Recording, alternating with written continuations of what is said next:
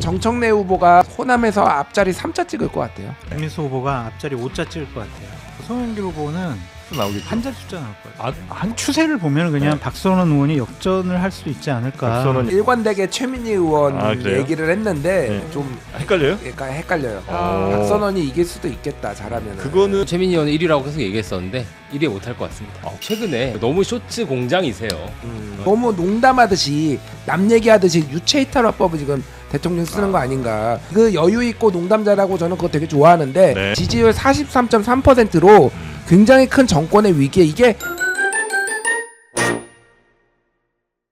한없이 가벼운 시사 토크쇼 장르만 여의도 8월 12일 수요일 순서 시작하겠습니다. 반갑습니다. 정영진이고요. 방송 전에 뭐 이런저런 토크도 있었고 조금 더 전에는 광고도 있었죠. 네, 거기에 나오는 제품들 한 개, 두 개 사시다 보면 어느새 집안이 굉장히 풍성해져 있을 겁니다. 네, 알뜰 쇼핑으로 여유로운 올 하반기 보내시기 바라겠습니다. 자, 그러면 오늘 정치권 뉴스들 함께 이야기 나눠주실 세 분 먼저 소개해드리겠습니다.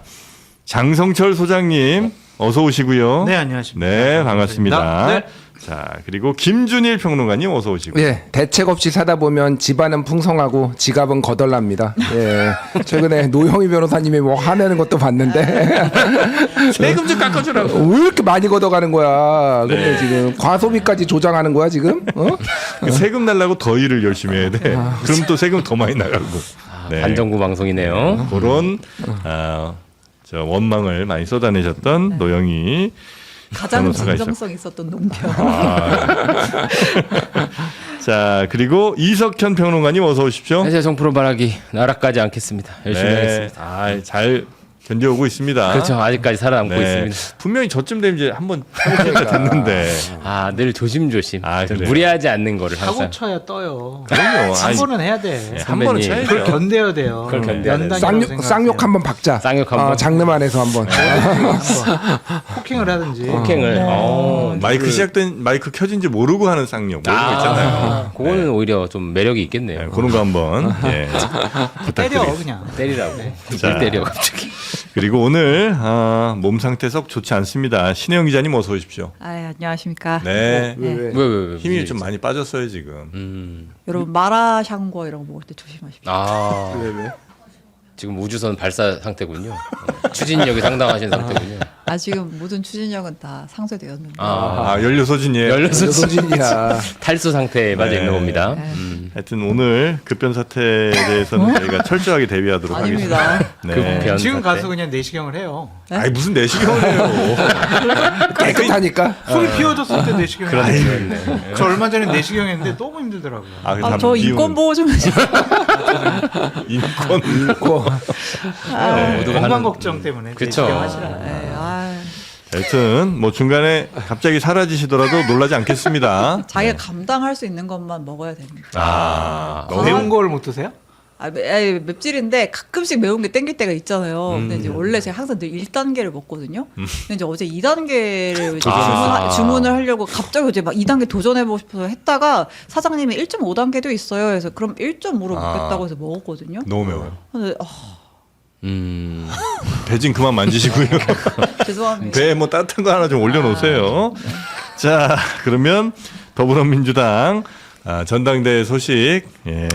조금 이제 여러분도 약간 지치실 때가 된 것 같아서 새로 업데이트된 소식 위주로만 좀 짧게 전해드리고 넘어가겠습니다. 있어요, 근데 그게 그런 게?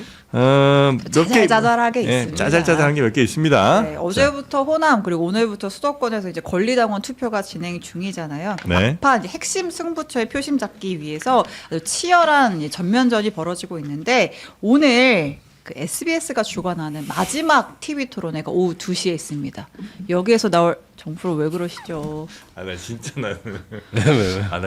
난 이 댓글 가끔 쓰는 사람들 보면 진짜 천재인가 싶을 때가 가끔 있어요. 나왔군. 장원이 나왔군요. 아니 그 신혜원 기자 설명 지렸다고. 알겠다. 이거 진짜. 와 정말 나는 이런 사람들 보면 훌륭하시다. 진짜 상 주고 싶습니다. 언제 따로 한번 저기 JTBC 앞으로 오세요. 제가 상 드릴게요. 진짜로. 설명을 잘하셨다는 거죠. 와. 딴 게 아니라. 자 그래서 이제 지리는 설명 이어가겠습니다. 오늘 오후 2시에 마지막 TV 토론회가 있고요. 마지막 TV 토론이고 핵심 승부 투표가 진행 중이니까 네. 피 튀기는 혈전이 예상이 된다. 최종 투표 결과는 17일에 나올 텐데 네. 근데 여론조사 결과가 널뛰기를 하고 있습니다. 이제 최근에 나왔던 거 위주로 좀 소개를 해볼게요. 이제 어제 리얼미터가 나왔죠. 그래서 뭐 저희가 호남에서는 격차가 크고 뭐 서울에서는 격차가 적은데 뭐 이런 것도 지역별로 보여드렸고 그래서 전체 얼만데라고 봤을 때 민주당 지지층 더하기 무당층에서 김민석 46.8 정청래 35.2% 그러니까 11.6%포인트 오차범위 바깥에서 김민석 꽤 후보가 나네요. 앞섰어요. 10%포인트가 넘게 앞섰단 말이에요. 근데 같은 기간의 조사를 한 이 에이스 리서치 조사 결과를 보면요. 김민석이 36.9, 정청래가 36.7, 불과 0.2%포인트 차이입니다. 이건 뭐 거의 동률이라고 봐야 하는 숫자잖아요. 네. 왜 이렇게 다른 거예요? 그러니까 그리고 이제 오늘 나온 것도 하나만 좀 전달해드리면 오늘 스트레이트 뉴스 조사 결과가 있었는데요. 역시 같은 민주 무당층에서 김민석 36.8, 정청래 34.7%가 나왔습니다. 네. 지역별로 봤을 때는 뭐 어쨌든 확실히 김민석 후보가 호남에선 좀 강세고 서울 수도권에선 정청래 후보가 상대적으로 좀 더 나오는 이제 그런 추세가 있습니다. 네. 다만 이제 요 조사는 제가 이제 자세히 조금 살펴보니까 한 조사는 없음과 잘 모르겠음이 한 합쳐서 한 10% 약간 남짓 정도인데 다른 거는 합쳐서 한 19% 정도가 되거든요. 예. 두 배. 예, 그러니까 요거는 질문이 혹시 어떤 거였냐에 따라서 약간 중도 성향의 아니면 이게 본인의 판단이 아직 확실히 서지 않은 분들이 답을 했거나 그렇지 않았거나 했을 가능성이 좀 높지 않나? 네, 요런 질문은 빤하지 않아요? 이게 무슨 정책에 관한 여론조사도 아니고 차기 민주당 당대표로 누구를 지지하십니까? 그냥 이렇게 물었을 거 아니에요?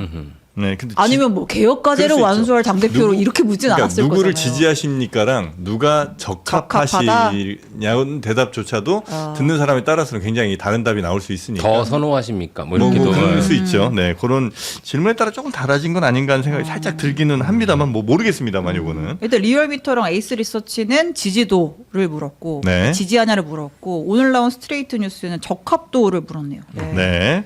자, 하여튼 그런 뭐 차이도 있을 수 있고 아니면 또 표본 자체가 이제 1000명이 안 되더라고요. 보니까 답한 사람들이 대체로 예. 800 몇십 명, 뭐 900명 요 정도 수준이니까 세부적으로 그냥 보지 마세요. 그냥 큰 흐름만 흐름이 근데 너무 다르잖아요. 흐름이. 그러니까 흐름이 그냥 이런 달라서. 흐름도 있고 저런 흐름도 있구나. 그냥 그렇게 아, 그래요? 생각하세요. 알 수가 없네. 그럴 것 같은 방송을 뭐하러 합니까? 야, 이런가 보다 저런가 보다 하면 그걸 얘기를 해줘야죠. 이런가 보다 저런가 보다를 그렇죠, 그렇죠. 뜻이 있으셨네. 알겠습니다. 그래서 이런가 보다 저런가 보다 조사가 있었다. 아시겠죠? 신 기자님. 네, 지리는 논평. 힘내십시오. 네. 대신 힘은 너무 내면 안 됩니다. 힘은 적당히 내야 됩니다. 나 방송 못하겠어. 진행원 살리자. 본인이 먼저 지를 잡고 했잖아. 여신 아니었어 이 방송에서? 내가 뭐 무슨 살신성인의 자세. 그러니까. 장르만 동전만 올릴 수 있다면. 야, 네, 진짜. 갑니다. 아니 근데 존경합니다. 송영길 후보가 잠깐 그 누적 합산 결과 주실래요? 네. 여태까지 이제 나왔던 거 누적 결과를 보면 김민석 46.01, 정청래 44.53, 0.48%포인트 차이였고 송영길 후보가 9.47. 그래도 한 10% 가까이 나왔단 말이에요. 네. 근데 이제 여론조사 리얼미터랑 그 방금 전에 그 에이스 리서치였나요? 두 개를 보면 6.5%, 7.5%예요. 그러니까 이제 최근에 한 여론조사인데 득표율보다 여론조사 수치는 좀 낮게 나온단 말이죠. 근데 실제로 연설 현장에 가면 송영길 후보 나올 때 반응이 제일 좋다는 거예요. 아, 그래요? 현장에서는? 네, 그러니까 막 선창 구호를 막 한대요. 그 뭐더라, 뭐 쉬라는데 왜 나와? 쉬라는데 왜 나와? 이거를 막. 그게 선창구호예요. 그러니까 이제 그거를 아예 나왔어. 네, 뭐 약간 그런 식으로 송영길 후보가 등장을 하면 네. 옆에서 당원들이 막 그런 거를 유행어처럼 막 외쳐준다고 하더라고요. 말은 제일 시원시원하죠. 하고 이제 그리고 네. 이제 최근에 있었던 광주 토론회에서 또 묵직한 한방인 질문을 또 던지지 않았습니까? 그러니까 이제 정청래 후보에게 이재명 정부의 국정과제 1호가 뭐냐? 요게 좀 이슈가 라고 됐죠. 물었는데 네. 이제 정청래 후보가 이제 원래는 이제 5.18 정신을 헌법에 담는 것인데 그걸 내란 청산이라고 답한 거를 두고 네. 지금 당대표까지 하고서 이 정부의 국정과제 1호를 몰라 이제 이러면서 이제 맹공을 펴붓고 있잖아요. 네. 관련 내용 한 번 더 들어보겠습니다. 그럴까요? 집권당의 대표가 본인이 참석한 국정과제 발표회까지도 본인이 참석했는데 그걸 모른다. 더구나 그 1호 과제가 5.18 정신을 헌법 전문에 넣는. 네. 맨날 호남에 사이라 와서 호남표를 구걸하고 다니면서 우리 광주 전남 시민들이 가장 중요하게 생각하는 5.18 정신 헌법 전문 수록 이 1호 국정과제를 모르고 있었다는 것은 황당한 정도의 일입니다. 그리고 맨 내란 종식이라고 이야기를 하는데 그것은 조국 혁신당이 1호 공약이었다고 하니까 네. 과연 정청래 후보는 정신적으로 조국 혁신당 당대표였던 거 아니냐 이런 생각이 드는 거죠. 네네. 네, 오늘 유독 싱크가 좀 길었던 건 아닌가, 의도가 있었던 건 아닌가 하는 생각이 들기는 합니다. 참느라고요. 자, 그래서 요 1호 공약, 그러니까 국정과제 1호는 물었는데 제대로 답을 하지 못한 상황에서 내란 종식이다 이렇게 얘기했는데 그 내란 종식이 알고 보니 뭐 조국 혁신당의 1호 공약 이런 이제 비판인 거잖아요. 여당 당대표는 국정과제 1호를 알기는 알아야죠. 어쨌든 여당이 정부와 함께 이렇게 가는 거니까. 근데 그거에 대한 비판은 좀 합당하다고 보세요? 지금 현재 일어나고 허를 있는? 찔렸죠. 허를 사실 찔렸다? 민주당 의원 160명 중에서 네. 국정과제 1호가 5.18 정신 헌법 전문 수록을 아는 분이 그렇게 많지는 않을 것 같아요. 그런가요? 예. 그래서 이거는 허를 찔린 거고 준비 부족이다. 준비 부족이다라고 좀 하고 그 여기 광주에서 했던 그 토론회를 보면은 네. 정청래 후보가 좀 마음이 급해진 게 좀 보여요, 사실은. 그러니까 여기에서 본인이 유리하게 할 수 있는 게 별로 없는 거예요. 그러니까 기업인들 만나봤냐 김민석 후보가 그 얘기하고 그러니까 네. 사람 무시하냐 뭐 이렇게 나온 거잖아요. 그리고 정청래 후보가 얘기하는 게 제가 보기에는 좀 냉정하게 얘기하면 다 쓸모없는 얘기예요. 무쓸모. 그러니까 무슨 얘기냐면은 이현주랑 무슨 사이야? 아. 그러니까 정치적으로 무슨 사이 물어본 거잖아요. 강득구랑은 무슨 사이야? 이게 그렇게 중요한가?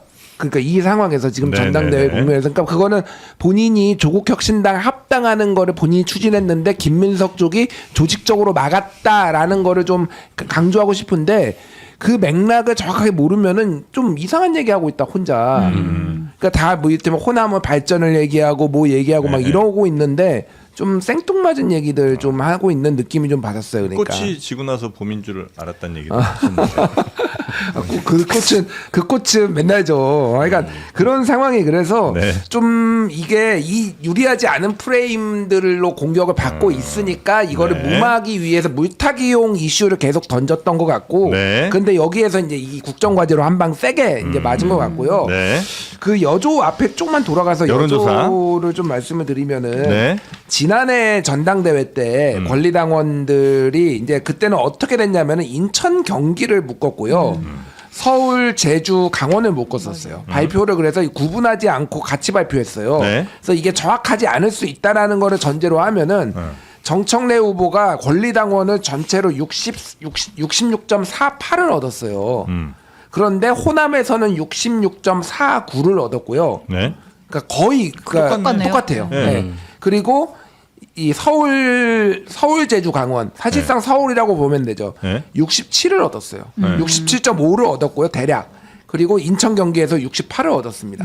이게 무슨 얘기냐면은 네.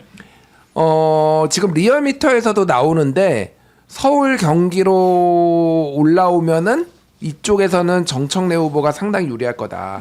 상당히까지는 몰라도 그러니까 꽤 네네. 예, 그러니까 강성당원들이 서울에 많이 살아요. 서울 경기에 그러니까 예, 좀 더 이념 지향적이고 그런 거죠. 그러니까 호남이 그게- 더 강하지 않아요? 아니에요. 호남은 전략적 투표를 원래 합니다. 그러니까 전략적 투표가 예를 들면은 민주당을 때리고 싶으면은 안철수의 국민의당을 뽑아주고 네. 조국혁신당의 표를 절반 몰아주고 뭐 이런 식으로 전략적 투표를 하는 데고 그냥 순수하게 이념지향적으로 보면은 오히려 수도권에 더 많다. 그래요? 그러니까 정청래 후보가 그러니까 쉽게 얘기를 하면 호남에서의 열세는 이미 거의 기정사실이고 그 격차를 얼마나 최대한 줄인 다음에 서울 경기로 올라오느냐 이게 최대 관건인데 네네네. 저는 정청래 후보가 호남에서 앞자리 3자 찍을 것 같아요. 오. 앞자리 3자를 볼 것 같다. 40%못 넘을 것 같다. 호남에서는 네, 호남에서. 예, 저는 그렇게 봅니다. 예. 좋습니다.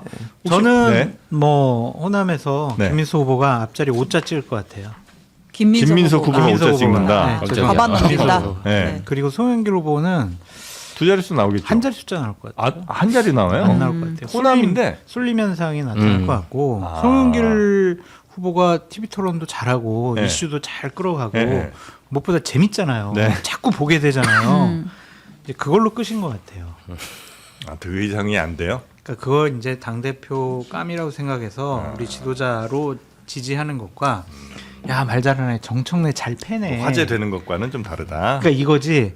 야 송영길 당 대표 깜이고 지도자 깜 이게 아니라 어우 정청래 공격 잘했어 시원하게 아유 이제 좋다 재밌다 음흠. 이거인 것 같아요. 그래서 마당놀이 하다 보면 네. 이렇게 앞에 바람잡이 하시는 분들도 있잖아요. 그런 역할을 좀 하는 것이 아닌가 그런 생각이 앞자리 듭니다. 김민석 5 찍고 정청래 후보는 4. 예. 아니 4? 정청래 후보? 네. 4 안 되죠. 3. 아 3이에요? 김민수 후보가 앞에 5자리가 나오면 어. 정청래 후보가 4자 나오기는 쉽지가 않아. 그래요? 그런 생각이 듭니다. 그러니까 두 분 말씀 종합하면 한 5대3 뭐 이렇게 나오는 것 같은데 네. 저는 수도권에서 정청래 후보가 유리하다는 것도 일종의 좀 정청래 후보 쪽에 좀 프로파간다일 수 있다 이런 생각이 드는 게 이제 여론조사나 이런 걸 가늠하면 정청래 후보가 이제 잘 나오니까 소위 여론조사 꽃이 사실 이거를 주도해서 얘기하고 있는데요. 지금까지 여론조사 꽃이 거의 10%에서 15%씩 틀렸습니다. 그러니까 이게 정청래 후보는 거의 맞춰요. 네. 근데 김민석 후보는 10%에서 15%씩 과소 추계를 늘 하더라고요. 근데 그거를 감안해서 보면 서울 경기도 거의 엄대엄으로 붙을 것 같고 근데 그 과소 추계를 하나 못하는 곳이 이제 호남입니다. 왜냐하면 그 호남은 그 리얼미터랑 그 여론조사 꽃이 거의 비슷해요. 거기는 이제 하우스 이펙트가 별로 안 먹는 거죠. 다들 이제 뉴스공장에 대해서 부정적이지 않은 편이니까 호남이. 이제 그렇게 보면은 호남은 상당히 아까 말씀하신 5대3 네. 저는 그 이상으로 그 정청래 후보가 좀 털릴 거라고 생각하고 수도권은 거의 비슷하게 나오거나 김민석 후보가 약간 우세하는 그런 방식으로 나올 것 같아요. 네. 그래도 뭐 송영길 캠프의 입장을 좀 전하자면 네. 여태까지는 이제 섞길래로 이제 1, 2, 3순위 투표를 했는데 반응이 좋고 또 호남에서는 그래도 이제 송영길 잘한다를 밀어주는 사람들이 있을 것이다. 길성래로 투표를 할 것이다. 이런 얘기들을 하더라고요. 이번 호남에서는 선전을 분명히 좀 할 것 같다. 네. 네. 근데 이게 김민석 후보가 원사이드하게 좀 진짜 60%대로 치고 나갔으면 호남에서 그래도 송영길 후보에게 1순위 득표를 주는 사람이 있을 수도 있는데 지금 너무 붙어 있잖아요. 누적 합산 결과가 0%포인트대로 붙어 있으니까 다른데 지금은 전략적 여유가 투표를 없다. 할 수밖에 없는 상황이다. 이렇게도 네. 보시는 것 같아요. 그리고 좀 불미스러운 일도 점점 이제 막판 돼가면서 예. 계속 나오고 있습니다. 원래 과열의 끝은 고발이잖아요. 법적 조치가 이어지고 있습니다. 이 정청래 후보 측에서 김민석 후보를 지지하는 의원, 그러니까 전진숙 의원이에요. 광주 북구을인가? 예, 그랬던 것 같은데 네. 광산을인가요? 북구을인가요? 네, 북구을인가요? 북구을. 네, 네. 이 전진숙 의원의 사무실에서 이제 지역 유권자들한테 전화를 이렇게 걸었다는 거예요. 그래서 여보세요, 하니까 여기 전진숙 의원 사무실인데요. 저는 김민석 후보 지지하는 자원봉사자예요.라고 하면서 네. 이제 김민석 후보를 지지해달라라는 호소를. 식의 이제 호소를 하는 이제 전화를 걸었는데 네. 마침 이 전화를 받은 분은 또 굉장히 또 강성 당원이었던 것 같아요. 그러니까 이제 알고 계시더라고요. 이거 지금 불법인 거 아시죠? 이렇게 지금 전화하시는 거 다 현행법 위반인 거 아시죠? 어떻게 뭐 일당 받고 하세요? 아 내일도 하셔야죠. 그래야 일당 나오니까라고 하면서 굉장히 강하게 몰아붙이세요. 그래서 이 녹취 록을 이제 정청래 후보 측에서 이제 공개를 했고 네. 해당 의원실을 이제 고발하겠다라고 했는데 전진숙 의원실의 해명은 일단 뭐 지역위원회 사무실을 찾은 당원과 봉사자들이 개인 휴대전화로 그냥 정말 개인적으로 자발적으로 한 거다. 이게 무슨 우리 소리야. 사무실이랑은 관계가 없다. 아니, 이렇게 이게 어디냐고 해명을 묻는데 했습니다. 전진숙 의원 사무실이라고 얘기해요. 본인 개인 전화로 네. 그냥 얘기하는데 위치 정보. 위치 구글 위치 말도 안 돼. 그러니까 이런 일들이 의무로 양으로 계속 있는 거죠. 있다고 봐야죠. 네. 네. 그리고 이제 선거를 하게 되면 흔한 풍경이긴 해요. 물론 네. 반칙을 이렇게 하면 안 좋긴 한데 네. 뭐 전화방은 과한 규정이고 네. 사실 이 바닥에 전화방이라고 하려면 정말 그 독서실 책상에서요. 명부 들고 합니다. 근데 네, 네, 네. 그렇게 하는 건 아닌 것 같고 네. 다 그 편법 하에 좀 한 것 같습니다. 이거는 이게 이제 이렇게 전화해서 지지 뭐 설득 호소하는 거는 불법은 맞는 거죠? 그렇죠. 불법이죠. 네. 불법이죠. 이게 왜 네. 불법이에요? 불법 아니에요?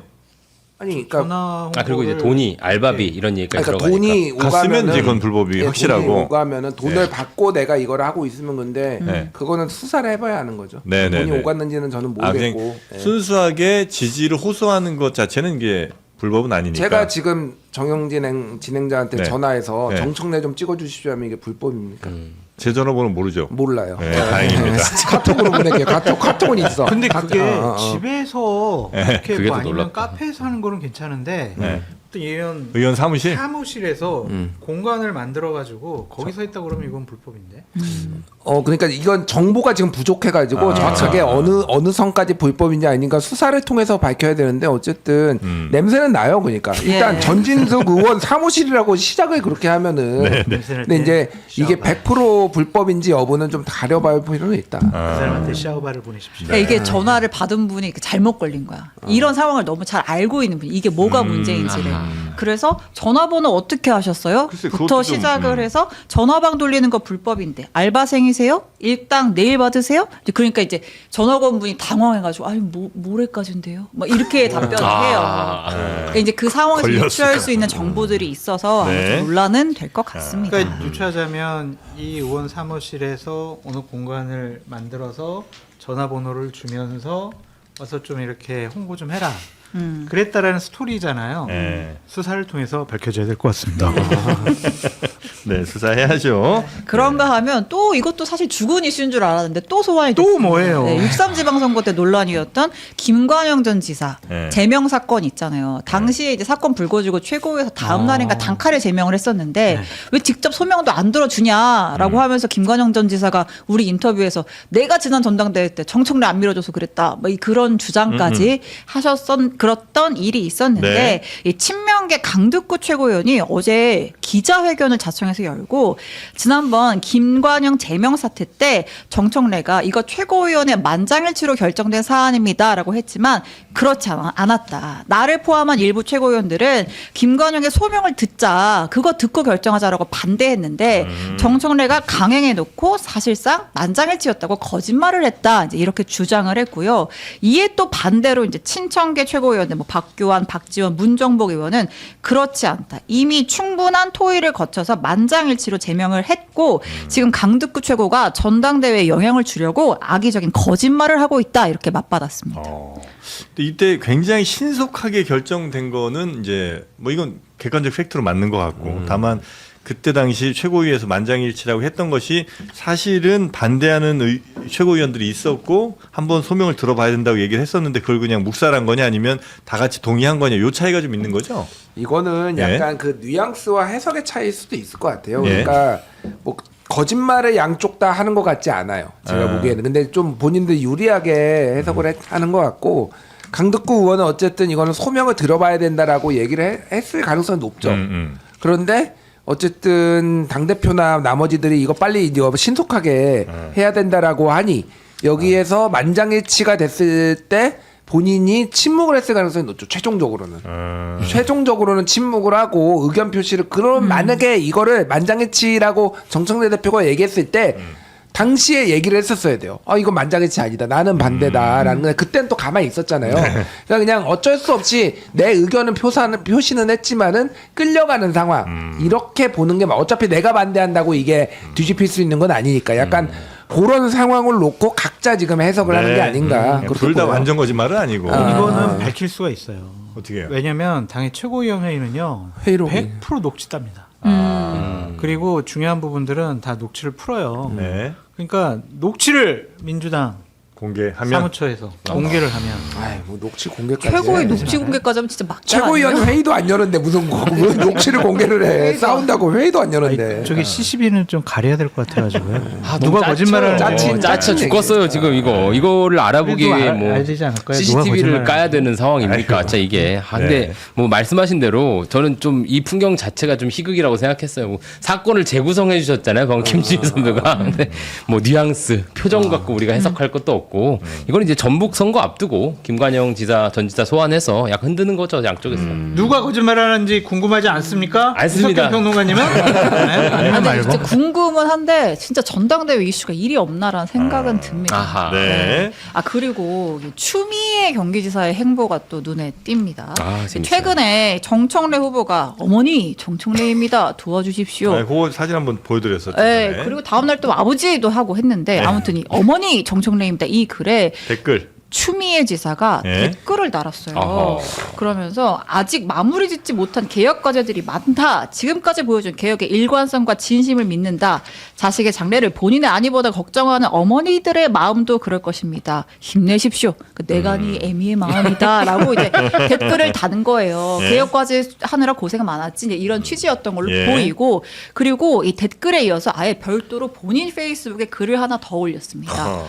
지난 1년 대표적인 개혁과제 검찰 개혁 그거 막 진짜 뭐 어쩌고저쩌고 했는데 보안 수사 여론전이나 시도하면서 좌고우면 해온 태세로는 나머지 개혁 기대하기조차 어렵습니다. 그래서 개혁을 책임지려면 걸맞는 일꾼을 뽑고 힘을 실어줘야 합니다. 마지막 문장은 킬포입니다. 하나만 봐도 열을 안다는 상식이 맞습니다. 아하. 이거는 양쪽을 다 겨냥한 거 아닌가. 네.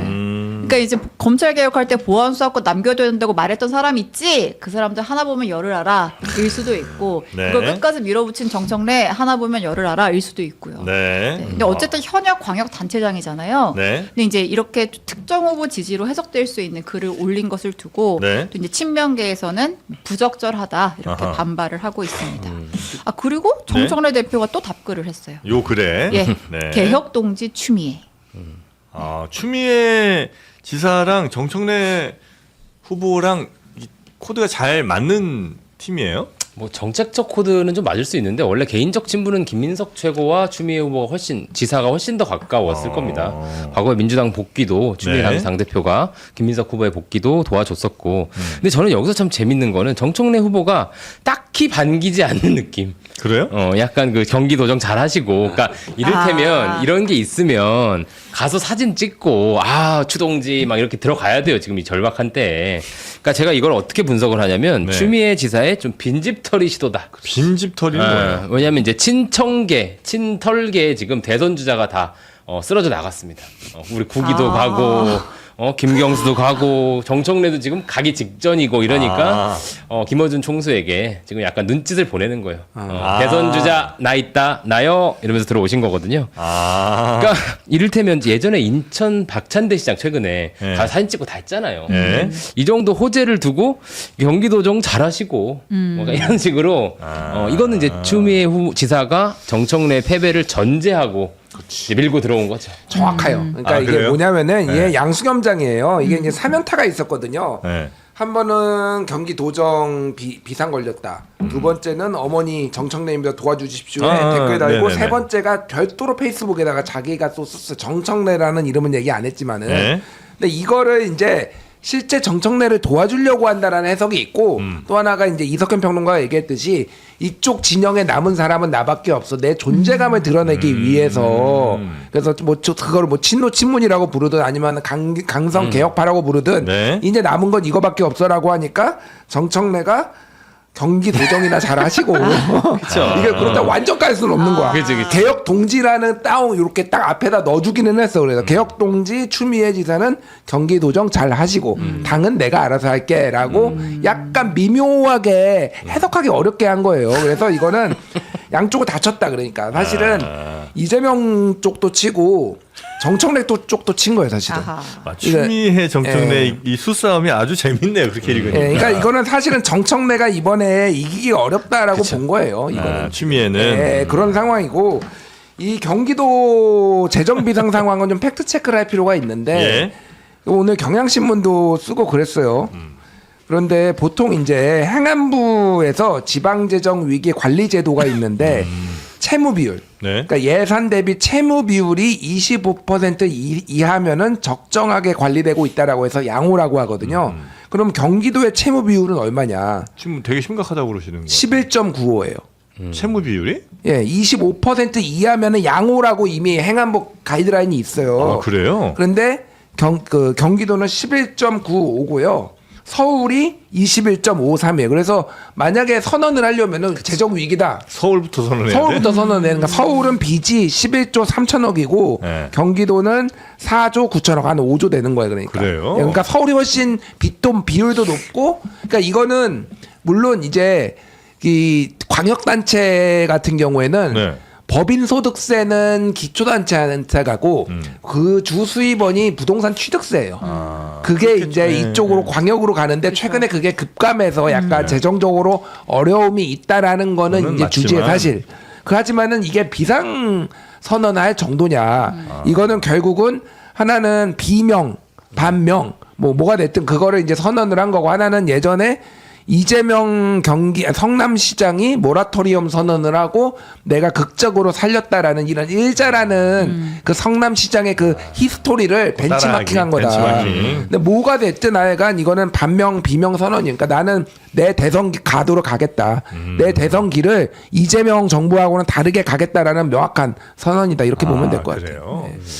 알겠습니다. 추미애 지사의 그 비상재정 상황 요거는 한번 저희가 그냥 그렇다고 그래서 그런 줄 알았는데 그건 한번 좀 따져볼 필요는 있겠네요. 네. 그러니까 이거를 지금 아는 것도 웃긴 겁니다. 후보 시절부터 다 캠프할 때 선거할 때 이게 당장 무슨 옛날 삼국지 시대처럼 어디 도시를 점령해서 들어가 보니 재무제표를 보고 이런 게 아니잖아요. 다 나와 있던 얘기예요. 근데 갑자기 위기를 조장하는 게 쎄합니다. 네. 저는 다른 거는 모르겠고 정청래입니다. 어머니 도와주십시오. 여기 밑에 네. 보수의 어머니라고 불리는 추미애 지사가 와서 바로 어머니의 마음으로 이렇게 그러니까. 댓글 지지를 선언한 네. 거 보니까 진짜 어머니시구나 이분이.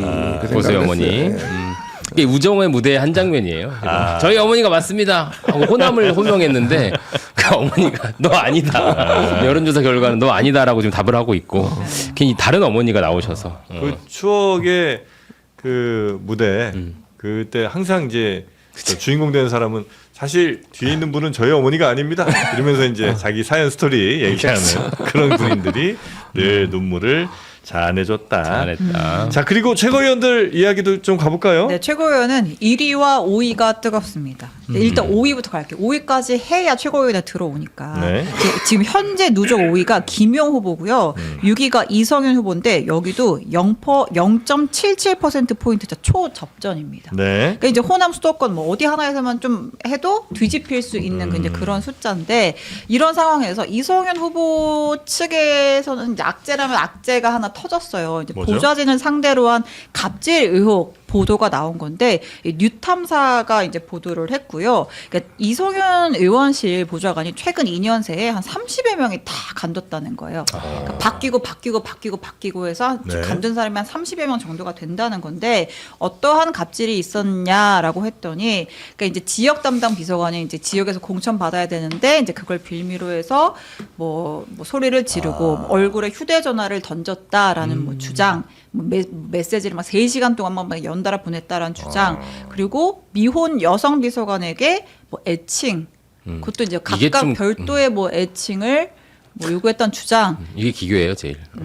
이제 이런 증언들이 있다라고 이제 보도를 한 거죠. 물론 이성윤 후보 측은 근거 없는 네거티브고 이미 뉴탐사 측에 법적 조치까지 했다라고 네. 보도했습니다. 아니, 근데 애칭은 이게 그러니까 너무 이 상황을 모르니까 우리가 막 단정지으면 안 돼요. 이를테면 제가 우리 기자님한테 나를 얼천이라 불러라 나의 애칭을 이렇게 할 수도 있는 거잖아요. 그러니까. 너무 폭력적인데. 갑질인데요. 아 그게 갑질이야 왜? 직장 내 괴롭힘인데요. 듣기만 해도 근데 왜 폭력적인데. 아니 근데 그거는 고용주와 이 관계가 아니잖아요. 그러니까 뭐 나 좀 저 얼천이라 불러줘 이렇게 이제 앙탈 부리는 거랑 이거 내가 사장인데 여기 뭐 예를 들면 임원이나 직원한테 나를 얼천이라고 불러라 이렇게 하는 건 좀 다르지 않나? 그렇죠. 그러니까 톤을 올리느냐 내리느냐 따라 다른 거야.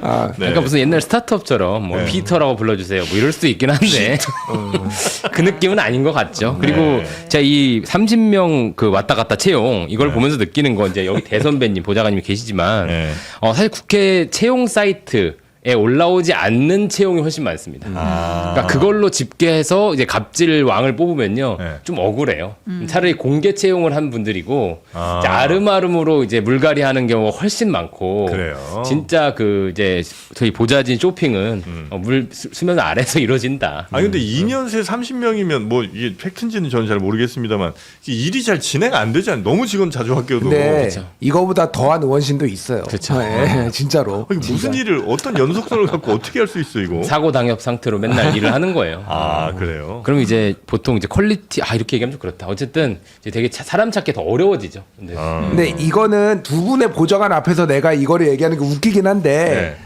보통 의원이 직접 하는 게 아니라 수석 보좌관이나 뭐 이런 분들하고 여기에서 이제 쥐잡듯이 잡아가지고 계속 바뀌는 경우도 있으니까 의원은 잘 모르거나 아니면 그런 경우도 이분하고 있고. 같이 관계를 해야지 내가 의정 활동이 편하고 이 사람이 알아서 군기를 잡아주니까 네네네. 그냥 방치하는 뭐 이런 경우도 있어요. 의원이 꼭 개입했다라고 보기는 어려울 수도 있는데 네. 이런 언론 보도나 폭로는 거의 맞습니다. 강선우 의원 때도 그렇고 네. 틀린 적이 없어요. 거의 뭐 김병기도 그렇고 거의 맞아요. 거의. 이 갑질러를 구분하는 또 하나의 중요한 그 시금석이 수행 비서를 많이 바꾸냐. 아하. 다른 데는 좀 중요하죠. 바꿀 수 있는데 네. 수행은 정말 이제 밀접하게 하기 때문에 네. 갑질을 당하기 시작하면 못 버텨요 정말. 뭐 운전을 해주시거나 뭐 이렇게 해주시는 분들은 차 안에서 너무 많은 일이 일어납니다. 우리 왕 보좌관님은 지금 침묵하세요. 침묵으로 일관하고 있어 지금. 선배님 말좀 갑질한 거다 해주세요. 폭로하십시오. 주마등처럼 쫙. 그래서 뭐 얘기를 못 하겠어요. 그러니까. 아니, 아니 근데 아까 사례들 보니까 별거 없던데. 그러니까 이건 아주 여담인데 개인적으로 이제 의원들을 뭐 저녁도 먹고 아니면 이제 제 방송에 출연도 하고 그러잖아요. 근데 되게 제가 좋아하는 의원이 몇 명이 있었어요. 네. 있고 그런데 김한규 의원. 네. 네. 김한규 의원은 항상 본인이 자기 차 운전해서 다닙니다. 보좌진들을 데리고 다니지 않고요. 그래요? 자기 차를 자기가 운전해서 네. 오고 하태경 의원 전 의원도 그랬어요. 아하. 하태경 의원도 거의 같이 안 다녀요. 야, 그 뭐 방송 가면은 이렇게 뭐 때로 오는 사람들도 아, 있고 막 있죠, 이러잖아요. 있죠. 그냥 혼자 가. 혼자 와서 그냥 혼자 방송하고 가. 그러니까 그런 데들은 이제 되게 분위기가 좋은 거지 사실은. 이제 각자 할 일 하고 그렇죠. 무슨 의전하고 이러고 있어. 뭐 이런 분들 되게 이거 말고도 몇 분 계신데 그런 분들 제가 높이 사요 사실은. 그러니까 보좌관이라는 게 사실 그 국회의원들이 어떤 일을 하는 데 있어서 뭐 자료 같은 거 잘 찾아줘서 이 의원이 법안 입법하는데 훨씬 더 도움되고 일을 있는 거잖아요. 저는 근데 좀 다른 생각입니다. 아 다른 생각. 두 가지 부분에 다른 생각인데 네. 우리가 국회의원들에게 수행비서 운전하는 분에 대한 TO를 주는 거는 그 본인이 직접 운전을 하고 다닐 그 시간에 조금 일을 더 국민들 더 많이 만나고 네. 국민들을 위한 정책 개발하고 법률 개발하고 네. 거기에 힘을 쏟아라. 괜히 이제 운전하다가 사고 나고 이러면 또 몸 피곤하고 그러면 의정 활동에 여러 가지 제약이 있지 않겠느냐. 그런 차원에서 하는 거거든요. 그래서 저는 운전비서를 안 두고 그러니까 이준석 대표한테 제가 몇 번 얘기를 했는데 네. 운전비서를 안 두고 그냥 본인이 차를 막 몰고 다니더라고요. 아이오닉 그거는 좀 그거는 좀 운전만 하시는 분도 계세요? 따로 있죠. 그거는 운전만? 네. 그러니까 운전하고 이제 보통 그냥 일정 7급 사진 찍고 뭐 여러 가지. 7급 정도가 이제 운전하시고 좀 나이 드시면 이제 한 6급으로 옮겨드리고 이렇게 하는데 그래요. 운전비서는 꼭 필요하다는 말씀을 드리고 저는 수행도 젊은 친구들은 해봤으면 좋겠어요. 왜냐하면 수행하면서 정말 많은 거를 배우거든요. 맞아요. 우리가 이제 국회에 처음 들어왔단 말이에요. 근데 방송국에 어떻게 가야 할지, 방송국에 가면 어떤 시스템으로 방송을 하는지, 무엇을 어떻게 준비해야 되는지, 이 작가분들, 뭐 이게 앵커분들하고는 어떻게 우리가 인간관계를 터야 되는지, 거기서 의원은 무슨 얘기를 하는지, 이런 것들은 정말 현장 체험 학습이거든요. 그래서 수행이 그렇게 나쁘다. 그러니까 의전을 해가지고만 대여섯 명 데리고 다니는 건 말이 안 되는데, 젊은 친구들은 같이 다니면서 여러 가지 회담하는 것도 옆에서 지켜보고 거기서 또 기자들이랑 얘기해보고 배울 수도 이러면서 여러 가지 정치적인 감각을 키워나가거든요. 저도 처음부터 그랬어요. 저 아침 6시부터 밤 12시까지 수행하고 다녔어요. 저도 했어요. 그 다 했어요. 원내 총무 수행하느라고 원내 총무 진짜 오랜만이다. 네. 그때 이제 97년도 예. 그때 정말 많은 것을 배웠거든요. 그렇습니까? 인간관계도 넓어지고 그래서 수행이나 운전비서는 꼭 필요하다라고 말씀을 드립니다. 얘기하기 알겠습니다. 전 끝도 없다. 그 필요하시니까 뭐. 노룩 때 제일 재밌어. 계셨던가요? 어? 노룩 패스 때 계셨던가요? 그때는 안 계셨죠. 그때 안 그때는 계셨죠? 저는 회관에 있었고 네. 저 후배가 거기 있었고. 네, 그때 이제 보좌진이셨긴 보좌관이- 했죠. 아 네. 그래요. 네. 사실 그것도 좀 재평가 해줘야 됩니다. 저는 너무 이게 그 질문이 이재명 정권 국정과제 1호 그거랑 똑같은 질문이에요. 네? 뭐 하는 거예요 지금? 정치자금법 위반 그 얘기 꺼낸 거랑 똑같습니다. 아, 근데 넘어갈게요. 여행 어디서 약을 팔고 그래? 캐리어 민거 재평가할 필요가 좀 있어요. 그러니까 이게 무슨 얘기냐면 사실 네. 김무성 대표에 대해서는 되게 여러 얘기가 있습니다. 뭐 여기 너무 잘 계시지만 네. 사실 그렇게 하고 의원실 보좌진들 너무 잘해주는 사람이 더 나은 겁니다. 사람 챙겨주고 끝까지 내 새끼처럼 해주고 아, 무슨 오히려 격이 말씀인지 없이 알겠네. 해주고 그러니까 그런 거 안 하고 정말 나몰라라 하는 사람이 정말 많습니다. 30초만 얘기하면은 무대랑 전 해외도 많이 네, 가봤어요. 네, 네, 네. 그러면 이제 의원들이랑 같이 이렇게 가면 무대가 딱 공항에서 의원들을 딱 모아놓습니다. 너희들 짐은 너희들이 들어라. 보좌진한테 주면 안 된다. 진짜 본인들이 갖고 다녀요. 근데 본인이 왜 그래? 그때는 왜 이렇게 했냐면 나오자마자 기자분들이 있으니까 거기서 기자회견 형식으로 입장을 밝히셔야 된다. 그러니까 카메라가 있으니까. 마음이 급해가지고 그냥 네. 이렇게 한 거예요. 원래는요 그 정도 대표급 의원급이면은요 공항에 있는 의전팀에서 그치. 아예 카트에 끌고. 그 비행기 트랙 앞에서 짐을 받아가지고 와요. 근데 무대는 그런 걸 못 하게 했어요. 내 짐은 내가 끈다. 아, 그래요. 그러다가 이제 나와서 이제 그거 사단인데 대단히 그 보좌진들에 대해서는 되게 존중해 주시고 얘기도 잘하고 그랬어요. 그래요? 되게 평 좋아요 김무성. 아니, 맞아요. 대표- 기자들 사이에 같이 일하고 싶은 국회의원 네. 1등 두 그래요? 번이나. 그 캐리어 안에 그 옥새 같은 거 있어요. 그렇죠. 맞아요. 하나, 인주도 하나, 있고. 그 안에. 자, 네, 번외표는 여기까지. 죄송합니다. 네. 수석 최고 예측 짧게 들을까요? 네. 두 분의 예측이 갈리더라고요. 수석 최고 네. 최민희 의원이 현재 1위죠. 추세를 보면 그냥 네. 박선원 의원이 역전을 할 수 있지 않을까. 박선원 역전. 네, 그런 추세의 흐름과 최민희 의원이 여러 가지 구설수에 오른 거 보면은 네. 이게 맞나? 저분이 우리 수석이 되는 게 맞나? 그런 생각을 좀 하지 않을까? 그런 생각이 듭니다. 박선원 추세가 좋다. 우리 김진일 평론가님은 저는 계속 일관되게 최민희 의원 아, 그래요? 얘기를 했는데 네. 좀 헷갈려요? 약간 헷갈려요. 박선원이 이길 수도 있겠다 잘하면은. 그거는 박선원이 잘해서요, 아니면 최민희 의원이 뭘 자꾸 실수를 해서요? 아니, 그러니까 이게 호남에서 네. 표 차이가 좀 날 것 같아요. 맞아요. 그러니까 웬 최민희 의원은 호남하고 관련이 없잖아요. 박선원 의원은 이제 호남 출신이고 그러니까 물론 수도권에서 남양주 출신이고 하니까 더 받기는 하겠지만은 여기에서 그 표차를 극복하기가 좀 어려울 거예요. 그래서 한 2%포인트 앞서고 있는데 네. 이게 전체 지금 29밖에 30이 안 돼요. 지금까지 예. 누적 득표가. 그러니까 이거는 미미하다고 보는 거죠. 3,000표 정도 차이인데 그래서 뒤집어지겠다라는 생각이 좀 들어요. 근데 그 격차 네. 크진 않을 것 같아요. 크진 않고 예. 대신 뒤집어질 가능성이 높다? 저도 최민희 의원 1위라고 계속 얘기했었는데 1위에 못할 것 같습니다. 아, 그래요? 호남에서 아주 언제 바뀐 거예요? 아니 그 최근에 네. 그 너무 쇼츠 공장이세요. 지금 카메라 카틀막 같은 것도 있을 수 없는 일입니다. 그리고 저는 기자협회나 이런 차원에서 아주 강경 대응해야 된다고 생각해요. 이건 말도 안 되는 일을 한 거고 호남에서 호된 불벼락이 있을 것이다. 이렇게 예상합니다. 좋습니다. 세 분의 예측 어느 정도 맞는지는 뭐 며칠 있으면 나오니까요. 네. 자, 그리고 세제 개편안 관련해서 굉장히 뉴스가 또 많이 나오고 있습니다. 그렇습니다. 지난주 발표된 세제 개편안을 두고 좀 논란도 많고 좀 비판의 목소리가 높은 가운데 어제 이재명 대통령이 이제 국무회의를 주재한 자리에서 구윤철 부총리에게 한 말이 굉장히 화제가 되고 있습니다. 들어볼게요. 국민들께서 의견 주시면은 입법 예고 기간 동안에 무슨 의견 주셔도 좋습니다. 그래서 저희들이 또 그걸 또 수정 보완하겠다, 적극적으로 반영하겠다. 재경부 장관님은 그거 아셔야 돼요. 세금 만지는 사람은 바꾸면 반드시 욕을 먹게 돼 있어요. 예? 바꿔서 혜택을 보는 쪽은 가만히 있고, 네. 바꿔서 저 부담이 늘어나는 쪽은 엄청나게 반감을 가지게 돼 있습니다. 그러니까 무조건 기어서 다니세요. 네, 알겠습니다. 알겠습니다. 네.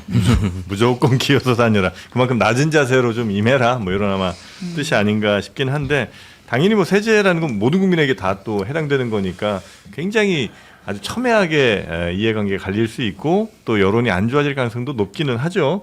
근데 이렇게 내놨다가 다시 거두어드리고 또 뭐 언론에서 비판 많이 하면 또 바꾸고 이런 거 자체가 조금 비판의 대상이 되는 것 같긴 합니다. 아니 근데 네. 뭐 이제 정책적 유연성은 저는 좋다고 봐요. 그러니까 뭐 완전 똥꼬집 몽고집 부리면서 의대 정원은 2,000명 한 명도 빼줄 수 없다 뭐 이러다가 이제 나락으로 가는 거잖아요. 그러니까 그렇게 하니까 확 와닿네. 예. 그래서 국민 여론도 반영하고 뭐 예. 이런 것들은 좋은데 네. 이 지금 상황에 대통령이 이렇게 할 얘기는 아니라고 봐요. 이 세제 개편안은 그냥 졸속이었고 네. 그러니까 최소한의 당정 협의 뭐 전당대회인 거를 감안을 하더라도 당에서 어떤 생각을 가지고 있고 우려가 있는지도 좀 반영하고 그리고 예상되는 여러 가지가 있었잖아요. 근데 너무 질러놓고 그 이후에 지금 반발이 생기니까 하나씩 이거 그것도 고쳐줄게 이것도 고쳐줄게 하는 거는 이거는 조금 무능하다고 보는 게 맞을 것 같아. 이 부분에 있어서는 최소한. 네. 그래서 대통령이 기재부 장관한테 뭐 기여 단위라고 얘기했는데 솔직히 좀 냉정하게 얘기하면 이거는 대통령이 기여해야 할 일이다.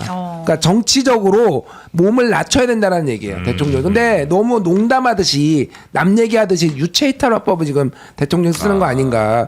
이거 대통령이 그동안 얘기했던 거 방향성에 맞춰가지고 구윤철 장관이 한 거잖아요. 네. 그 얘기를 지금 대통령이 갑자기 남 얘기하듯이 이렇게 하면 안 되죠. 별로 이 태도가 좋아 보이지 않는다, 솔직히. 이거 여유 있고 농담 잘하고 저는 그거 되게 좋아하는데 네. 지금 이 상황은 지지율 43.3%로 굉장히 큰 정권의 위기에 이게 리얼미터 기준 43.3%가 어떤 의미인지를 잘 모르시나 본데 조국 사태 벌어졌을 때요. 9월 첫째 주 2019년이었죠. 2년 차 네. 그러니까 딱 그때 45%였어요. 문재인 정권 지지율이 조국 사태가 벌어졌는데도. 그리고 세월호가 침몰한 다음에도 46% 45% 찍었습니다. 박근혜 정부가.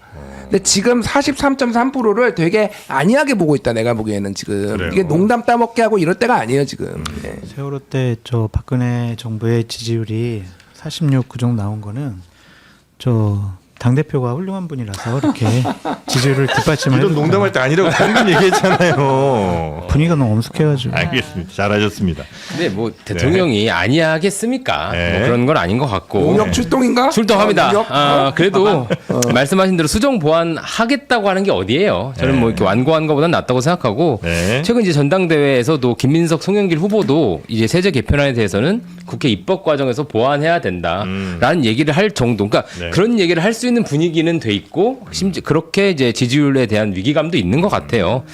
저도 말씀하신 대로 대통령이 어느 분야에서는 어느 분야에서는 이렇게 더 중도적이고 또 어떤 분야에서는 완고하고 이런 냉온탕 모습을 보이는 게 좋지만은 않다고 생각하고 네. 이제 뭐랄까 좀 두 가지 면에서는 계속 걸리는 게 부동산이나 소위 문화전쟁 이슈 같은 거, 뭐 역사 논쟁 이 두 가지 깔딱고개를 늘 넘지 못하는 아쉬움이 있고 사실 이 두 가지가 청년 표심에 직결되거든요. 그래서 요거를 이제 대대적인 피벗을 해야 될 것 같은데 전당대회 요인도 좀 작동한다고 봅니다. 그 이후부터는 네네네. 갱생되기를 바랍니다. 대통령이 원래 어떤 토론을 하든 늘 그 레드팀 가동을 시킨다고 그 정당에 있을 때부터 민주당에 있을 때부터 그 얘기 많이 좀 들었던 것 같은데 지금 레드팀이 가동이 됐으면 요런 좀 정책은 좀 한번 걸러졌었어야 되는 거 아닌가 생각이 좀 들기는 합니다. 사실 지난번 부동산 대토론회 때도 레드팀이라기보다는 이제 읍소팀들이 좀 있어요. 읍소 각자의 사정을 호소하는. 장소환님 뭐 말씀하시려고 한 거 아닌가요? 레드팀을 만들기가 어렵죠. 청와대에서는. 그래요. 다른 얘기를 하면은 거기서 존재하기가 어렵습니다. 당에서보다 훨씬 어려워요. 그렇죠. 당에서는 당직자들 있고 국회의원들도 있잖아요. 그거는 이제 당대표에게 예속됐다라고 보기는 어렵잖아요. 국회의원은 뭐 당대표가 임명하는 건 아니잖아요. 네네. 근데 이게 청와대 같은 경우에는 대통령과 비서실장이 임명한단 말이에요. 그럼 나 걷다 대고 안 되는데요? 이거 잘못됐는데요? 다시 생각해 보세요. 이런 어렵다. 사람은 어렵지 않을까 그런 생각이 들고 전 김준일 평론가님 말씀이 네. 저는 한 100% 맞다고 생각합니다. 이거는 자칫 잘못하면 네. 이거 무능력한 거 아니야? 그리고 뭐 부하에게 음. 떠넘긴 거 아니야? 이런 지적을 받을 수 있을 것 같아요. 네네네네. 그래서 이러한 이미지 관리도 좀 하셔야 되지 않을까 싶습니다. 그래서 김용범 정책실장이 최근에 여러 가지 일들이 진행된 것을 보면은 상당히 좀 무능력한 것이 아닌가 그렇게 판단할 수밖에 없다라고 네. 말씀드립니다. 알겠습니다. 어제 네. 네. 어제 국토위가 있었거든요. 이 국토부 장관이 진짜 많이 맞았어요. 근데 여야 가리지 않고 이번 그 세제 개편안의 부동산 관련 부분은 좀 비판을 하고 우려를 많이 표했습니다. 김은혜 의원 질의 장면 잠깐 볼게요. 26년도에 이런 주택구입 전세자금 청년들이 주로 쓰는 융자 예산의 97%가 불용입니다. 대통령은 정책 때문에 결혼 망설이면 안 된다고 하는데 왜 예산 97%는 다 불용으로 남기셨습니까? 10조 정도 배정이 됐는데 청년들하고 신혼부부들에게 이 자금이 안 들어간 거예요. 집을 사거나 전세할 때. 이렇게 안 쓸 거면 아예 처음부터 예산 신청하시지 말았어야죠. 어떻게 청년은 대출 막아서 홈리스를 만들고 어르신들은 세금 때려서 지방으로 내려보내려고 합니까? 부부는 불가피하게 이제 분가라는 건가요? 저는 수탈이라는 말 외에는 다른 표현이 적합하게 떠오르지가 않습니다. 네, 수탈이라는 말 말고는 다른 표현이 떠오르지 않는다. 아주 강한 비판이 있었고요. 이 부동산 관련해서는 뭐 지지를 떠나서도 하여튼 좀 비판의 목소리가 좀 높아지고 있는 것 같습니다. 이런 상황에 황 의원이 그 버스하우스 얘기했습니다. 아하. 얼마나 분노가 커졌습니까? 네. 자, 그리고 이 부동산 관련해서 하나 더 이슈가 좀 있는데 청와대 춘추관장이 네. 불법 증축을 한 건물을 소유하고 있어요? 이제 김상호 청와대 춘추관장이 예. 배우자와 함께 이제 소유하고 있는 강남구 대치동에 5층짜리 다세대 주택이 있거든요. 네. 이제 임대 사업을 하고 있어요. 근데 거기에 원래 이제 그 계단실로 쓰이는 공간을 불법 증축해서 원룸으로 만들어서 그것도 세를 줬다. 라는 의혹이 제기가 됐습니다. 아, 그래요? 네, 근데 이제 김 춘추관장이 이 의혹 나오기 직전에 사실은 사의를 이미 표하긴 했었고, 그리고 나서 이 의혹이 불거졌고, 그래서 청와대에서는 이거 당장 사표 수리 안 하고 징계하고 사표 수리하겠다라고 밝혔습니다. 네. 근데 미등록 건축물이라는 걸 몰랐다고 하는데 이거는 매입할 때 모르기가 쉽지는 않을 거예요. 이건 말도 안 되는 얘기인 게 부동산에서 만약에 이거를 제대로 고지를 안 해주고 했어서 네. 문제가 생기면은 부동산이 다 물어내기 때문에 그럼요. 무조건 이거는 여기는 몇 세대가 살고 요거는 요렇게 지금 증축이 돼 있는데 그러니까 요거는 만약 본인이 안 했더라도 안 했더라도 설명을 해주는 거니까 그럼요. 저는 뭐 이거 김상호가 뭐 직접 공사를 안 해서 2014년에 샀다고 하는데 김상호가 공사를 안 했더라도 이거를 몰랐다고 하는 거는 완벽한 거짓말이다. 이건 말이 안 되고 네. 잘 모르겠어. 계단실 1층에도 세입자를 받았다고 하는데 이게 뭐 해리포터인가? 계단 밑에 벽으로 이렇게 밀고 들어가면은 아니 그거 말고 해리포터 그 집에 해리포터 집이 처음에 계단 밑에 도비 있어. 두들리가 맨날 혼내고 그럴 때. 뭐 어떻게 생긴 건지를 잘 이해가 안 돼가지고 이게 근데 그런 불법 증축하는 데들이 종종 있어요. 예, 그래서 뭐 원룸 빌라 같은 1층이 이제 필로티 구조로 돼 있으면 원래 이제 1층을 주차장으로 비워놔야 되는데 거기에 이제 한 구석을 이제 그쵸. 네, 때려 박아갖고 거기에 이제 원룸해서 그 구청에서 아마 이거 다시 원상복귀하라고 하는데 그 벌금이 월세보다 싸요. 그러니까 그냥 벌금 좀 내고 월세 대신 받는 그런 경우도 있더라고요. 예. 근데 여튼 이건 뭐 굉장한 문제죠. 네. 법을 위반해서는 안 되고 네. 공직자가 또 거짓말성의 해명을 하는 것도 잘못됐다라는 생각이 들고요. 그거를 청와대에서도 아니까 징계하고 면직 처리하겠다라고 하는 거예요. 징계. 네. 그럼 왜겠어요? 넌 잘못됐어라는 그렇죠. 거잖아요. 네. 근데 이제 결과적으로 보면 이제 역시 이 건물은 안 팔고 이제 사표 쓰고 나가는 거잖아요. 그러니까 이제 집보다 집을 택한 인사들이 이제 주마등처럼 떠오르잖아요. 뭐 이번 정권에서도 이제 봉욱 수석 있었고. 그러니까 오늘 그래서 조선일보가 이제 기사를 썼어요. 제목이 집 내놨다던 청와대 다주택자들 대부분 안 팔고 떠났다. 이게 이거거든요. 그래서 지금 얘기했던 김상호도 그 광진군가 여기에 집이 한 채 있고 대치동에 이 다세대가 있는 건데 이거 팔겠다고 했지만은 안 팔렸다. 그리고 안 팔고 지금 나간 거고 그거 말고도 3주택자였던 이성훈 전 국토교통비서관 이분은 이제 LH 사장으로 갔는데 안 팔고 나갔고 최성화 전 해외 언론 비서관 이분도 서울에 아파트 2채 강원도 속주에 주상복합 건물 있는데 안 팔고 나가고 봉욱 방금 얘기했던 봉욱 민정수석 뭐 우현주 안보실 3차장 다주택자 그래서 약간 이게 문재인 정부 좀 기시감이 들어요. 그러니까 예, 이런 집한 사람은 이재명 대통령이랑 국무총리밖에 없는 것 같아요. 총리. 뭐 그렇죠. 그러니까 한성숙 총리는 워낙 부자니까 또 뭐 몇 억 정도는 8억 정도는 화끈하게 깎아줄 수가 있는 뭐 이런 분이고 그래서 약간 이제 전체적으로 시그널이 안 좋아요. 그러니까 약간. 그러니까 안 팔고 나간 게 잘못은 아닌데요. 그러니까 그 전에 하던 얘기가 안 다주택자나 맞으니까. 그런 거에서 악마화를 했으니까 거기랑 안 맞으니까 좀 비판을 받는 것 같아요. 이게 욕망을 악마화하고 자꾸 예외가 많아지는 정책은 사실 성공하기 어렵다라는 게 맞습니다. 분명한 것 같습니다. 자, 그런 춘추관장까지 봤고요. 그 다음에 장동혁 대표는 지금 해야 되나요?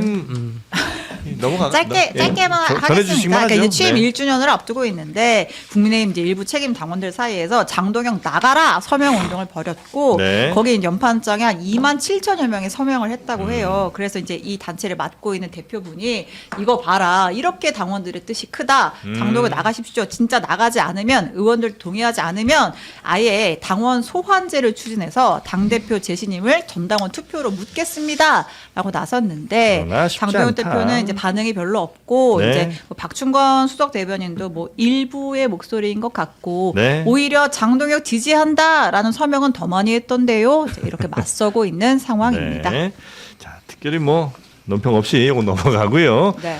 그 하영 씨라고 요즘에 배우 굉장히 인기를 끌고 있다고 하던데 요 친일 논란이 세게 좀 일고 있는 것 이 같습니다. 자투리인데 자투리 아닌 자투리 뉴스. 네. 이거 가져와 봤는데 이제 배우 하영 씨가 최근에 그 정혜인 씨랑 드라마 찍고 해가지고 좀 핫했어요. 그래서 한 예능 방송에 나와서 우리 집안이 4대째 의사 집안입니다.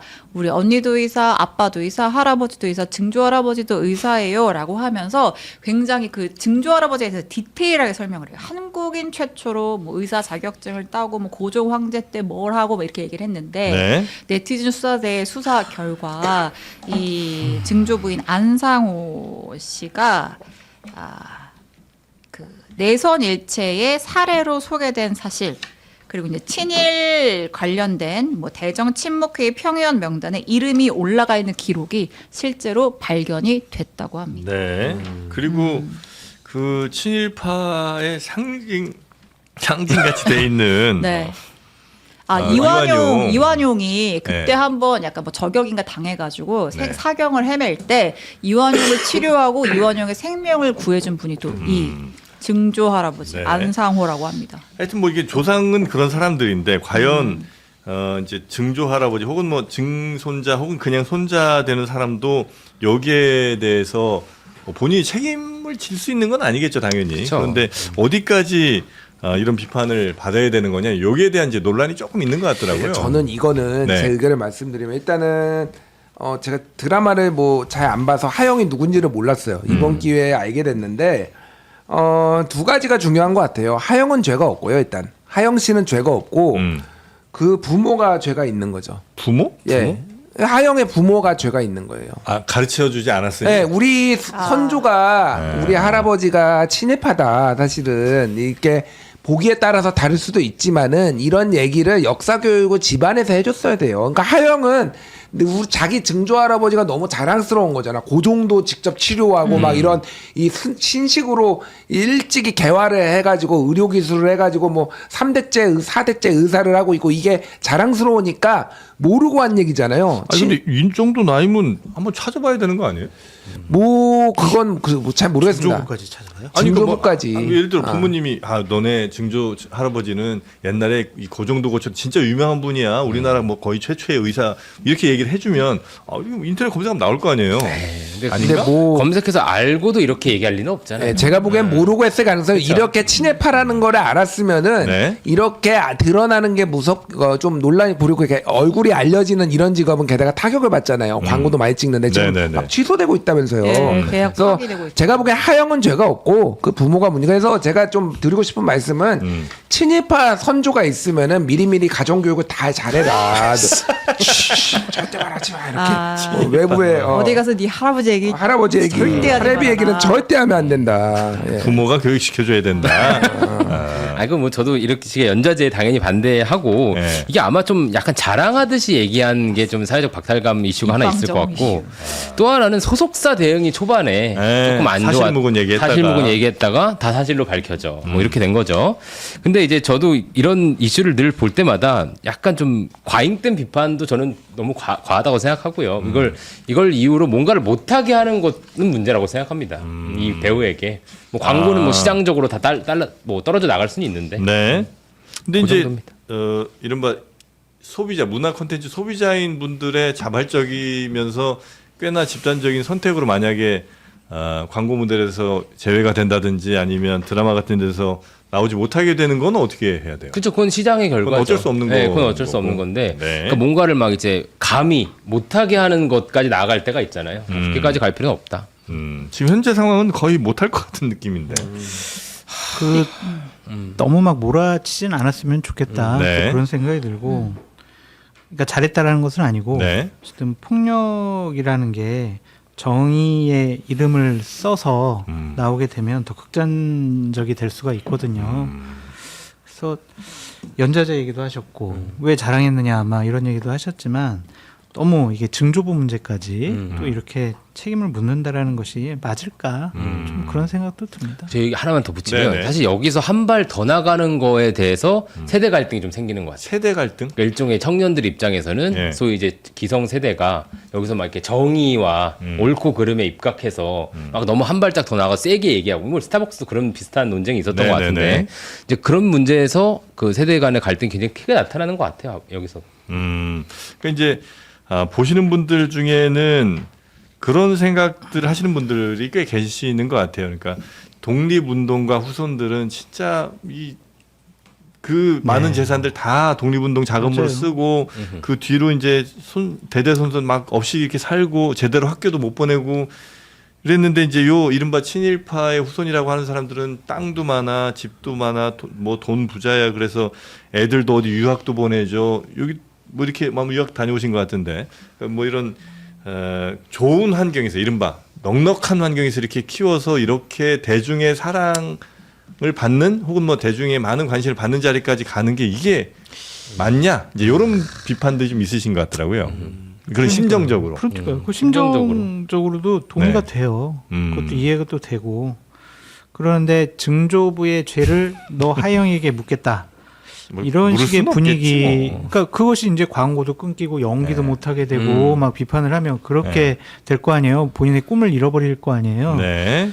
그런 식으로 나오는 게 맞을까? 그런 생각도 좀 드네요. 그건 네. 조금 맞지 아니, 그러니까 않습니다. 저는 뭐 네. 아까 말씀드렸지만은 하영은 죄가 없다고 생각을 하고 네. 근데 이제 다만 여기까지 왔으면 이제 입장 표명을 좀 명확하게 하면 좋겠다. 그러니까 아, 우리 하영. 할아버지가 그런지 몰랐는데 이럴 거에서 상처를 받으신 분께 죄송하고 그거에 속죄하는 마음으로 더 열심히 살아가고 뭐 독립운동가들을 위해서 또 제가 할 수 있는 일을 하겠습니다. 뭐 이 정도 해서 네. 넘어가면 되지 않을까 그 생각이 듭니다. 알겠습니다.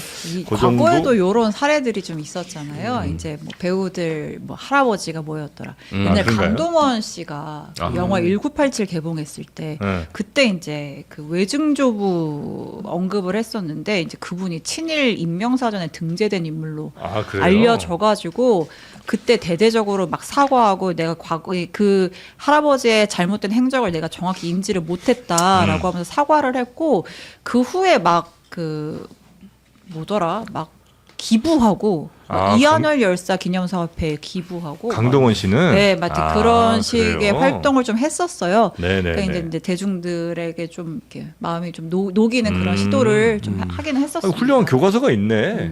예. 뭐 내가 하라는 대로 하는 되는 거잖아. 그러니까 지금 그 내가 다 얘기해 줬잖아. 아, 그러네요. 그 네. 댓글은 지금 김준희도 역시 친일이다. 뭐 안 되겠다.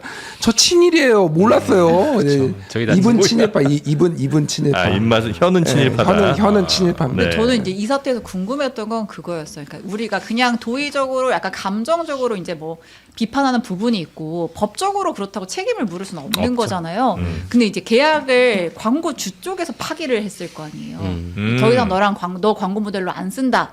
이랬을 때는 오히려 이쪽에서 책임을 물을 수가 있게 되나? 그게 궁금하더라고요. 광고 계약 근데 조건에- 사회적 네. 무리를 일으켰을 그렇죠. 경우에 해지할 수 있다는데 네. 이거는 거의 일방적으로 광고주가 거의 유리해요. 그렇겠죠. 이 정도는 네. 그냥 무리니까. 그러니까.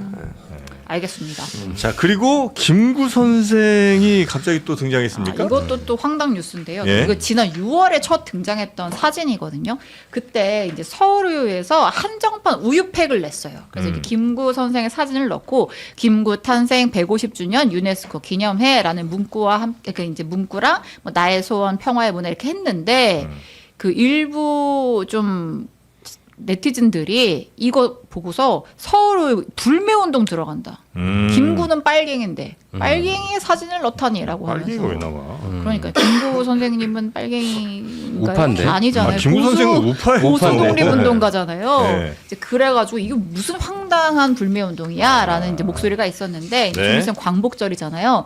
그래서 요 우유를 이번에는 다시 오히려 더 많이 사 먹자라는 또 운동이 또 넷상에서 벌어지고 있다. 네. 근데 우리가 이제 존경하고 좀 지도자급의 인사들을 저런 우유팩 같은 데다가 이렇게 얼굴도 넣어가지고 캠페인 같은 거 안 했으면 좋겠어요. 괜한 논란 이렇게. 아니 그거보다 예. 우유 먹고 나면 우리가 또 버려야 재활용 되니까? 버려야 아. 되는데 막 구기기도 하고 막 발로 밟기도 하고 막 이러잖아요. 옛날 팩 차기도 했죠. 네. 아니 뭐 그래서- 북한입니까? 아니 그 감히. 그러니까 김일성 아니 김정일 뭐 이렇게 저번에 뭐였지 응원단이 네. 김정은 뭐 얼굴 막 아, 네. 피해 김아진인가 젖으면 안 봐. 됩니다 막 이러면서 아니 뭐 김구 얼굴이 뭐 좀 찌그러질 수도 있지. 그래도 막 발로 밟아가지고 막 찌그러뜨려가지고 버리고 이게 좀 그런가 좀 그런 생각이 좀 들어가지고 저기 태극기도 그려져 있는 거 아니에요? 태극기 막 맞아요. 발로 밟고 막 이게 맞나? 막 그런 생각 좀 들어요. 이유가 역으로 가셔가지고 그러니까 우상화하지 말자는 얘기 하실 줄 알았는데 그러니까 저는 거기에 동의하는데 저는 이런 거에서 네. 더 많이 사 먹자든 더 덜 사 먹자든 안 했으면 안 했으면 좋겠어요. 좋겠다. 그냥 우리 혼자 마음에 난 뭐 김구 선생님도 싫어할 수 있습니다. 저는 그럼. 거기에 대해서 다면적 해석할 수 있다고 그렇죠. 보는데 그래서 김구 나오니까 안 먹고 남양 우유 먹어도 되잖아요. 근데 꼭 올려서 이제 뭔가를 하시려는 이제 에너지들이 네, 네, 네. 늘 문제가 되고 이제 스탑 더 스틸 나왔다고 제가 선입견을 하는 게 아니라 그러니까 양쪽 다. 그러니까 저쪽에서도 이렇게 우상화하는 거에 대해서 청년들이 굉장히 싫어하잖아요. 네. 그런 차원입니다. 자, 하여튼 그리고 뭔가 이렇게 집단적으로 막 뭐가 쏠리기 시작하면 대체로 나중에 좀 시간 지나 후회하는 일들이 그럼, 많이 좀 그쵸. 생기는 것 같긴 하더라고요. 이건 통계상. 이때 저는 또 우리 잃어버린 아하. 땅을 또 찾고 싶습니다. 찾아야죠. 사실 여기가 우리나라 한민족의- 알래스카? 알래스카 우리 거잖아요. 우리 땅이에요? 예. 그 얘기는 한국이야? 환빠예요? 그 얘기는 못 들었는데. 인디언 뭐 남미 북미 뭐 다 우리나라 땅이죠. 거기 인디언들이 우리 한민족이라는 얘기. 그분들 말로 그 아메리카 대륙 살던 인디언 분들 말로 아파치가 뭔지 압니까? 뭡니까? 아빠예요. 맞아. 예. 야. 우리랑 말이 똑같아. 마야 문명도 우리나라 그렇습니다. 우리가 여기서 하는 났죠. 이덕일 선생님 황하 문명도 당신입니까? 그렇고 메소포타미아 문명 다 우리가 한 거죠. 자, 그래서 우리 알래스카 땅을 요걸로 한번 되찾아보겠습니다. 향기라도 맡고 싶습니다. 우리 땅의 향기. 알래스카 큐브 퍼퓸 탈취제 그리고 샤워바가 있잖아요.